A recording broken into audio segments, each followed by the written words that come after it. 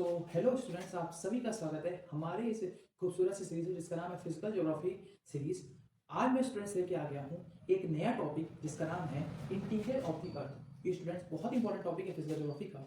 और मैं स्टूडेंट्स आपसे जो क्वेश्चन पूछना चाहता हूँ कि भाई ये जो आपका इंटीरियर ऑफ द अर्थ मैं कह रहा हूँ, यानी कि धरती के नीचे है क्या, क्रस्ट क्या होती है, मेंटल क्या होता है, और आप क्या जानते हैं कि जो आपकी धरती की जो आपकी मैग्नेटिक फील्ड है वो जो पैदा होती है, जो उसका चुंबकीय वो है, वो कैसे पैदा होता है, वो सब कैसे होता है, क्यों होता है, ठीक है, इनर कोर क्या होता है, ये सब चीजें क्या होती हैं, ये सभी बातें आज हम लोग इसी लेक्चर में समझेंगे। और आपको इसके बाद कहीं और जाना कहीं और जाके आपको पढ़ने की जरूरत नहीं पड़ेगी, क्योंकि मैं इस पर पूरा डिटेल में आपको मैं समझाऊंगा, एक एक टॉपिक को मैं आपको समझाऊंगा। चलिए शुरू करते हैं आज का ये बहुत ही खूबसूरत सा टॉपिक। तो जैसे कि स्टूडेंट्स आप लोग देख रहे हैं इंटीरियर ऑफ द अर्थ में हमारी जो धरती है वो आप उसकी तीन लेयर यहाँ पे साइंटिस्टों ने बांटी है। पहला है आपका बेसिकली जिसे हम लोग कहते हैं क्रस्ट। दूसरा ये जो आप पूरा लेयर देख रहे हैं अपर मेंटल और लोअर मेंटल, ये जो आप देख रहे हैं स्टूडेंट्स, ये पूरा का पूरा किसका पार्ट है, मेंटल का। और ये जो आप दो चीज देख रहे हैं, मैंने तो बहुत ही खूबसूरत से लिखा है आउटर कोर और इनर कोर, ये पार्ट है कोर का। यानी कि जो हमारी धरती है वो आपकी तीन लेयर में बांटी गई है, क्रस्ट, मेंटल और कोर।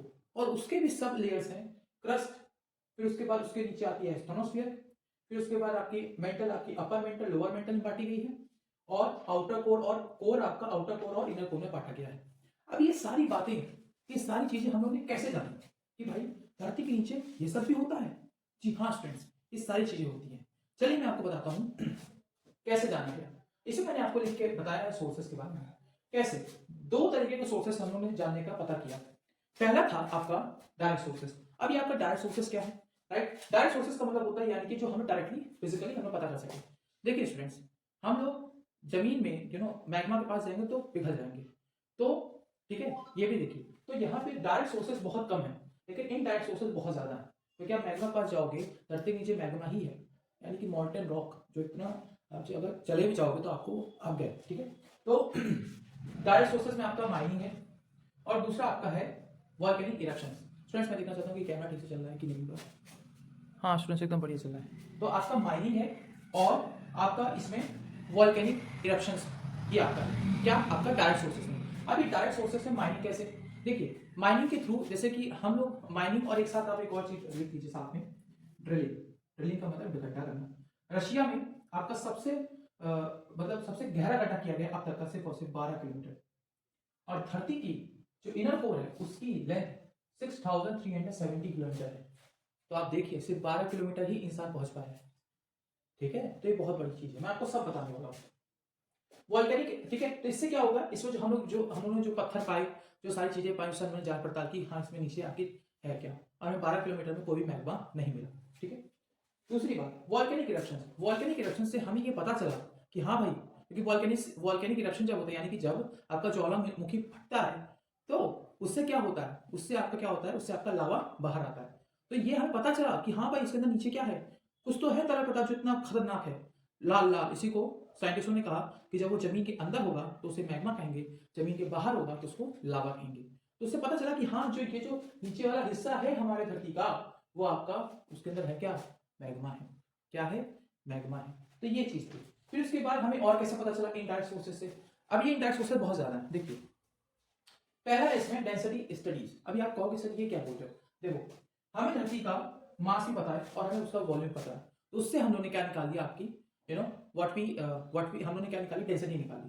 तो हम लोगों ने देखा कि वेरियस लेयर में सबसे ज्यादा, जैसे जैसे हम लोग नीचे जाते गए तो डेंसिटी वो लेयर्स की बढ़ती चलेगी, और धरती के एकदम नीचे जाकर के, सेंटर पे जाकर के हमें 13.0 ग्राम पर सेंटीमीटर क्यूब हमें डेंसिटी मिली, और कॉन्टिनेंटल क्रस्ट की आपकी 2.5 ग्राम पर सेंटीमीटर क्यूब। तो इससे पता चला, क्योंकि देखिए हमें डेंसिटी का बहुत बड़ी चीज है। जैसे मैं आपको जब आपको सेस्मिक वेव पढ़ाऊंगा, तो सेस्मिक वेव में जो आपके कॉन्टिन्यूटीज वेरियस पता चली है कि भाई वेरियस डेंसिटी सबकी अलग अलग होने के कारण ही जो वेव्स थी उन्होंने अपना नेचर बदला, और उससे पता चला कि भाई यहाँ पे कोर है या फिर लिक्विड फॉर्म में कैसे है। ये डेंसिटी की स्टडी की वजह से ही पहले डेंसिटी की स्टडी की गई, तभी हमें बाद में पता चला कि भाई हमारे धरती के नीचे कैसी ऐसी चीजें हैं, वो पता कैसे चला, सेस्मिक वेव की वजह से, ठीक है। मैं आपको बताने वाला हूँ ग्रेविटी एनोमली क्या होती है।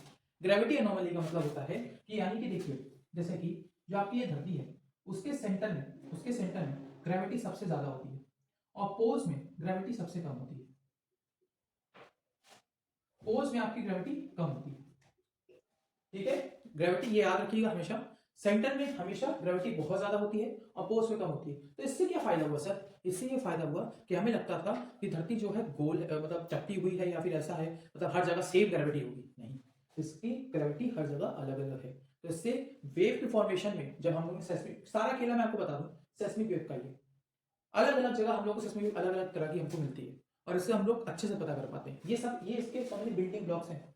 और मेटेoroid क्या होता है? मेटेoroid का मतलब होता है, देखिए मेटियोर एक होता है मेटियोर। मेटियोर का मतलब होता है कि जब आपका कोई उल्का पिंड जब आपका एटमॉस्फेयर में रहता है, ठीक है, टकरा करके जब धरती की तरफ आ रहा होता है तो उसको मेटियोर कहते हैं।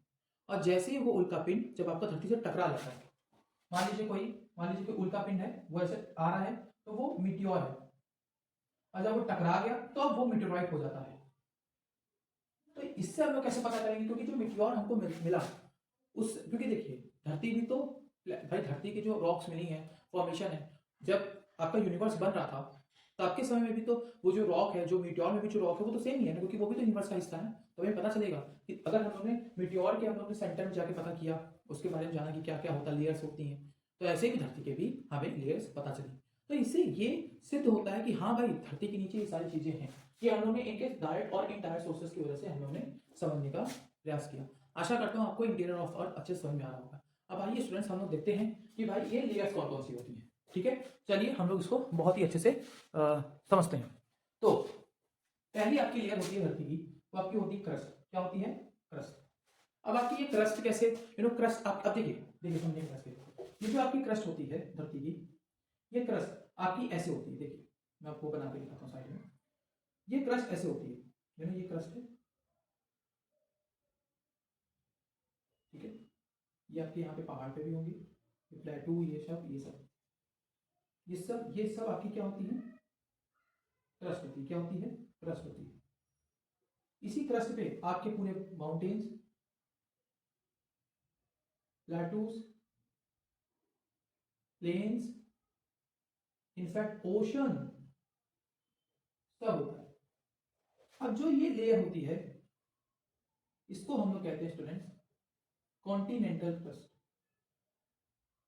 यानी कि कॉन्टिनेंटल पे, यानी कि ये लैंड पे बन रहा है क्रस्ट। क्या कहते हैं स्टूडेंट्स? Continental crust. और ये जो आप देख रहे हैं ओशन वाला हिस्सा, इसको हम लोग क्या कहते हैं? Oceanic crust.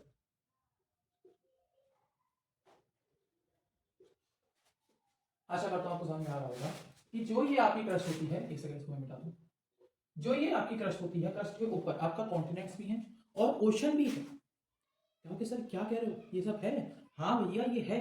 हमारा जो कॉन्टिनेंट है वो आपके क्रस्ट के ऊपर पूरा है, और जो ओशन है, इनफैक्ट ओशन जो आप देखते हो अभी, यू सी द ओशन, तो आपको लगता है पानी के नीचे कुछ नहीं होगा। अरे पानी के नीचे जमीन है भाई, वो आपकी क्रस्ट है, वो उसको कहते हैं ओशनिक क्रस्ट। क्योंकि सर, और आपको एक बात और मैं बता दे रहा हूं, समुद्र के नीचे भी पहाड़ है, माउंट एवरेस्ट से भी ऊंचे ऊंचे पहाड़ है। तो सर क्या कह रहे हो, सच में? हाँ, पूरा पूरा पूरा शहर सब कुछ है। मैं आपको जब आपको सी फ्लोर स्टडी थ्योरी पढ़ाऊंगा ना, तो आप देखिए फिजिकल ज्योग्राफी पढ़ने का ही मजा होता है, धरती के बारे में बहुत अच्छे समझेंगे, ठीक है। तो समुद्र के नीचे भी आपके पहाड़ हैं, सब कुछ है, आपके लैंड है, सब कुछ है, तो वो आपके क्रस्ट के ऊपर रहता है। तो सर ये डेप्थ कितनी होती है, कुछ तो अनुमान होगा ना। तो देखिए ये डेप्थ आपकी होती है 100 किलोमीटर तक, 0 किलोमीटर से लेकर के 100 किलोमीटर तक, इतनी 100 किलोमीटर। उसके बाद आपका एस्ट्रोनोस्फियर आ जाता है। अब तो सर ये एस्ट्रोनोस्फियर क्या होता है सर, ये क्या कह रहे हो? एस्ट्रोनोस्फियर आपका, इसी एस्ट्रोनोस्फियर के ऊपर ये जो आपकी लेयर दिख रही है ना, ये लेयर, इसको मैं मान लेता हूं एस्ट्रोनोस्फियर है। ये मैं मान लेता हूं एस्ट्रोनोस्फियर है। तो जो ये एस्ट्रोनोस्फियर है, इसी के ऊपर आपकी जो क्रस्ट आपकी है, ओशनिक क्रस्ट और ये कॉन्टिनेंटल क्रस्ट, दोनों तैरती हैं, दोनों मूव करती हैं। तो सर क्या हमारी जमीन हिल रही है? अरे भैया हिल रही है सर, हमको दिखता क्यों नहीं? क्योंकि बेटा ये बहुत स्लो प्रोसेस है, इससे तो भूकंप आते हैं। यानी कि जो आपकी कॉन्टिनेंटल क्रस्ट है, जिसपे आपका ये पूरा दुनिया है, जो आपकी लैंड मास है, अमेरिका, इंडिया, सब कुछ, पहाड़ सब तैर रहे हैं इस एस्ट्रोनोस्फियर पर। सर कभी तो ये स्टूडेंट क्या होता है आपका, सेमी लिक्विड मैग्मा से बना होता है। किससे बना होता है, सेमी लिक्विड मैग्मा। ठीक है, तो ये आपकी इसके ऊपर सारी क्रस्ट, ये जो आपकी ये सब आप इसी को आप लोग आगे चल के टेक्टोनिक प्लेट्स कहते हो, इसी क्रस्ट को। ठीक है, अब आप कहोगे सर ये जो क्रस्ट है वो किससे बनी है, राइट, ये आपकी बनी किससे है? तो देखिए स्टूडेंट्स, जो आपकी कॉन्टिनेंटल क्रस्ट है, राइट, जो आपकी कॉन्टिनेंटल क्रस्ट है वो आपकी सियाल है। उसको क्या कहते हैं, सियाल से मिलके बनी है। किससे मिलके बनी है, सियाल से। और जो आपकी ओसनिक क्रस्ट है ये आपकी सीमा से मिलके बनी है। किससे मिलके बनी है, सीमा से। तो सियाल क्या है आपका, यानी कि सिलिका, सिलिका और एल्युमिनियम। और आपका सीमा क्या है आपका, सिलिका और मैग्नीशियम। ठीक है, सिलिका क्या है आपका, सिलिका और मैग्नीशियम, राइट। ठीक है, समझ में आया, समझ में आया। तो ये इससे मिलके बनी है। अब इसके बाद एस्कोनोस्फेयर मैंने आपको समझा दिया, और इसके बाद आपका आ जाता है अपर मेंटल और लोअर मेंटल। ये भी आपका जैसे पूरा आपका मैग्मा रहता है। फिर उसके नीचे आपका आता है आउटर कोर और इनर कोर। आपका जो आउटर कोर होता है वो किससे मिलके बना होता है सर, किससे मिलके बना होता है सर, ये आपका बना होता है नीफे से। तो सर ये नीफे क्या होता है, निकल और आपका, निकल और आपका आयरन। दूसरा इनर कोर भी आपका किससे मिलके बना होता है, नीफे। तो सर जो मैंने आपसे क्वेश्चन पूछा था, सारे क्वेश्चनों के आंसर दे रहा हूं। क्रस्ट आपकी किससे मिलके बनी है, सिलिका एल्युमिनियम से, सिलिका मैग्नीशियम से, और आउटर कोर किससे बना है, निकल और आयरन से, और निकल और आयरन से। तो सर यहाँ पे इसी वजह से ये जो आप आयरन देख रहे हो, यही आयरन आपके जिम्मेदार है अर्थ के चुंबकीय जो आपका फोर्स है उसके कारण। यही जो आपका आयरन है ये जिम्मेदार है धरती के चुंबकीय फोर्स का, मैग्नेटिक फोर्स का, राइट। समझ में आया ना आपको। तो यानी कि अब आपको सारी लेयर मैंने आपको बता दी है। और जब आप कॉन्टिनेंटल क्रस्ट की आप देखते हो, इसकी आपकी जो डेंसिटी है वो आपकी इतनी है, ये 2.5 ग्राम पर सेंटीमीटर क्यूब, 3 ग्राम, 4, 4.5, 5.5, 9। और ये सब जो आपको डेटा मैं आपको बता रहा हूं, प्लीज मेरी बात याद रखना, ये आपकी यहाँ पे कैसी है, सब आपके फैक्चुअल, कैसे है आपके फैक्चुअल डेटा। तो इस पे आप और ये थोड़े बहुत इधर उधर हो सकते हैं, तो प्लीज ओके। तो आशा करता हूं आपको वीडियो पसंद आया होगा स्टूडेंट्स। इसके बाद मैं आपको डिटेल में मैं आपको सेस्मिक वेव से ये सारी आप देखे हो कि भाई ये आपके क्रस्ट कैसे मिला हमें, upper mantle, lower mental, outer core, inner core, ये हमें कैसे मिला। और एक बात मैं आपको बता दूं कि भाई आउटर कोर जो आपका होता है वो आपका लिक्विड फॉर्म में, किस फॉर्म में, लिक्विड फॉर्म में, right. Sorry for the noise, okay. तो आपका किस फॉर्म में आउटर कोर, लिक्विड फॉर्म में, और इनर कोर किस फॉर्म में है आपका, सॉलिड फॉर्म में। और ये आपका सेमी मोल्टन लिक्विड है, राइट। समझ में आ रहा है, सेमी मोल्टन है, लिक्विड है, सॉलिड है, ये सब ये सारी चीजें। और ये सब ये कैसे साइंटिस्टों को पता चला, ये हम लोग नेक्स्ट वीडियो में देखेंगे, जिसमें मैं आपको बताऊंगा सेस्मिक वेव के बारे में। सेस्मिक वेव कुछ नहीं, आपकी बॉडी वेव्स होती हैं, एस हो जाती होती हैं, पी वेव्स, और आपकी पी वेव्स होती हैं, राइट। ये सब मैं आपको सब बताऊंगा नेक्स्ट वीडियो में, और इसी से आपको मैं अच्छे समझा दूंगा पूरा का पूरा इसका कैसे साइंस। ये तो आपका हो गया फैक्चुअल। अब हम लोग बात करेंगे एनालिसिस के बारे में, कैसे हमें पता चला ये भाई, कैसे हम जाने भाई ये लिक्विड है, ये सब चीजें। तो वेट करते रहिएगा, नेक्स्ट वीडियो कल आपकी अपलोड हो जाएगी। तब तक के स्टे ट्यून्ड, थैंक यू, जय श्री राम।